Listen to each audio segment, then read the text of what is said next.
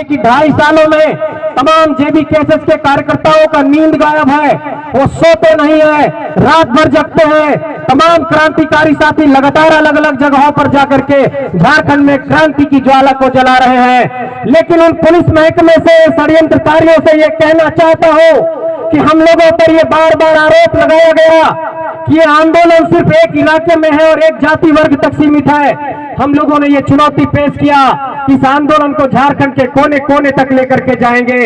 और आज की तारीख में आप देखिए कि झारखंड के जिस इलाके में भी सभा हुई वहां पर एक जनसैलाब उमड़कर सामने आया है और लोगों ने ये आरोप हम लोगों पर लगाया था कि ये सिर्फ एक जातीय संगठन बन करके रह गया है। उन लोगों को ये कहना चाहता हूं कि आपके सामने दमयंती मुंडा है, आपके सामने फरजान खान है, आपके सामने रिजवान अंसारी है, आपके सामने दिनेश साहू है। तो ये संगठन सबको साथ लेकर के चलने वाला संगठन है, ये कोई जातीय संगठन नहीं है। इस बात का ऐलान करना चाहता हूं।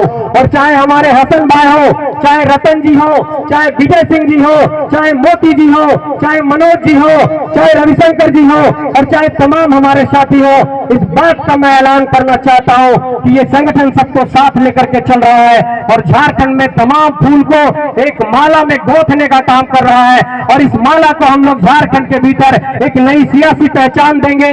और यहाँ पर अगर अकलियत समाज के लोग भी आए हैं तो उन लोगों को कहना चाहता हूं इसी मजलिस के माध्यम से, इस मजलिस को अगर आप लोगों ने आज सजाया है तो आपको भी सियासी हकूक की लड़ाई में झारखंड के अंदर भागीदार बनना होगा, क्योंकि इस धरती पर नादिर अली और शेख भिखारी का भी खून बहा है। तो आपको भी सिद्धू कानू और बिरसा मुंडा के वंशजों के साथ, विनोद बाबू के वंशजों के साथ, निर्मल बाबू के वंशजों के साथ झारखंड की इस क्रांति में कदम ताल करना होगा।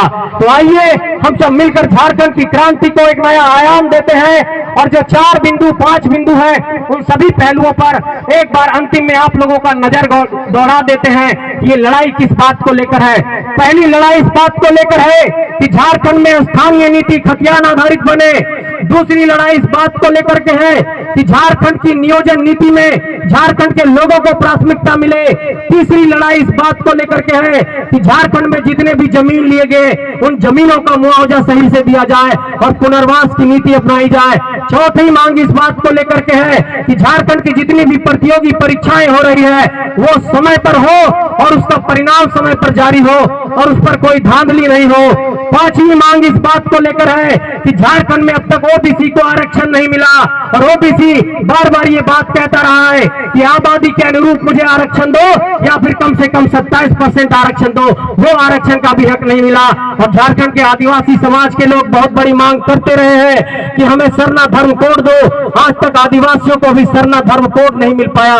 तो ये कहना चाहता हूं कि सरना धर्म कोड की मांग के साथ भी हम लोग आदिवासियों की इस भावना के साथ हैं। और अभी कुछ दिनों पहले ITI के विद्यार्थी मिले थे, वो कह रहे थे कि असिस्टेंट लोको पायलट में सिर्फ 6000 वैकेंसी निकाली गई है। तो सेंट्रल गवर्नमेंट से भी ये कहना चाहता हूं कि ऐसे अभ्यर्थियों के लिए भी कम से कम 50,000 की वैकेंसी लाइए, तब तो ये लोग लोको पायलट बन पाएंगे। और अंत में ये बात जोड़ना चाहता हूं आप लोगों के साथ कि झारखंड के अंदर इन मुद्दों आधारित राजनीति नहीं होगी, अगर इन मुद्दों को लेकर सियासत नहीं होगी, इन मुद्दों को लेकर अगर मुखरता नहीं होगी तो हम लोग ऐसे ही हाशिए पर धकेल दिए जाएंगे। और अंत में ये बात जोड़ देना चाहता हूं कि इन सभी लड़ाई को मुकम्मल करने के लिए जो सबसे जरूरी चीज है वो चीज है कि अपनी माटी से अपना नेता पैदा करो, बोरो प्लेयर ला करके किसी को मत जिताओ। ये बात का ऐलान यहाँ से मंच के माध्यम से करना चाहते हैं और ये साफ तौर पर कहना चाहते हैं कि झारखंड की गलियों से जो ये आवाज एक निकला है, ये आवाज तमाम इलाकों तक जाएगा और झारखंड के कोने कोने में अलग जगाएगा और ये अलग झारखंड में क्रांति की एक ज्वाला के तौर पर सबके बीच पहुंचेगी। तो आज हमारे बीच एक बहुत बड़े शख्सियत इस बीच शामिल हो रहे हैं। मैं उनका भी स्वागत करता हूं कि जो स्वर्गीय अकलू राम महतो थे, पूर्व मंत्री, उनके बेटे राजेश महतो जी आज यहाँ पर शामिल हो रहे हैं। केंद्रीय अध्यक्ष जी उनको माला पहना करके आज उनका स्वागत करेंगे। तो मैं उनका इस मंच पर स्वागत करता हूँ, तमाम साथियों का स्वागत करता हूँ, सभी को आभार प्रकट करता हूँ। और हमारे बीच जितने भी लोग इस संगठन से जुड़ रहे हैं उन सबको साधुवाद देना चाहता हूँ। तो क्या इस लड़ाई में आप सब साथ देंगे? आप सबसे ये पूछना चाहता हूँ कि क्या अपनी माटी से अपना नेता पैदा करोगे या ऐसे ही बाहर के लोगों को पूछते रहोगे? ये सवाल आपके जिहन में देना चाहता हूँ।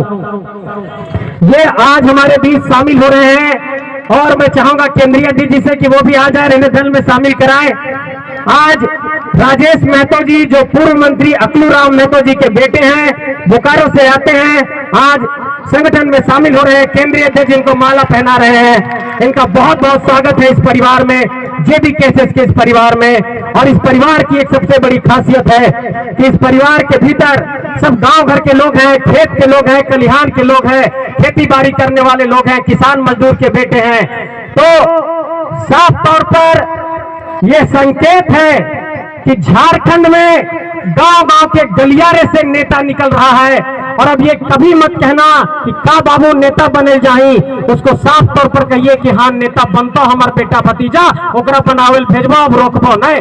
ये बात कहिए, राजनीति कोई खराब चीज नहीं है। हम लोग भी पढ़ लिख करके इस सियासत में, इस राजनीति में आए हैं और हम लोग वास्तव में झारखंड के अंदर कुछ परिवर्तन करना चाहते हैं। तो आइए मिलकर के परिवर्तन करते हैं और राजेश जी का इस संगठन के अंदर स्वागत करते हैं। बहुत बहुत स्वागत, बहुत बहुत धन्यवाद। मैं राजेश जी से चाहूंगा कि तुरंत अपनी दो बात भी जनता के बीच आप रख ले इसी बीच।